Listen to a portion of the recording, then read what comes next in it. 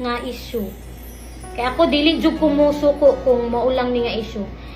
Pero maingon mo nga mabawra kaayo akong saba kung maingon mo mabawra ba akong rason nga nung mubiya na jud ko or dili na jud ko, di na ko madawat ang bata or unsa ba?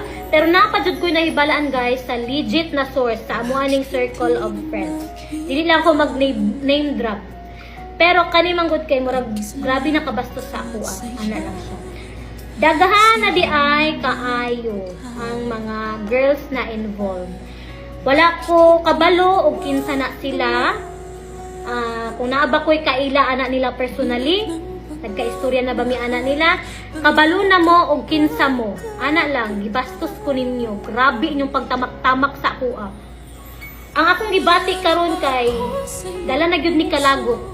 Pero ako nang giangko nga mawala ra ni pag-abot sa panahon.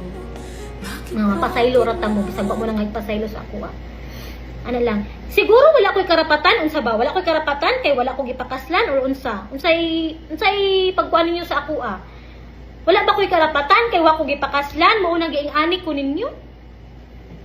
Or sa part ni Marky nga wala na gyud siya nahigugma sa ako ay kapila na kunya gusto biyaan pero ako gyapon ang nagsigig pugos sa akong kaugalingon.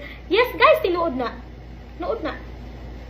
Ako gyud ang gapugos sa ako ang kaugalingon. Grabe jud kasakit ang gibuhat nila sa ako guys. And wala ko kabalo anong gibuhat nila sa ako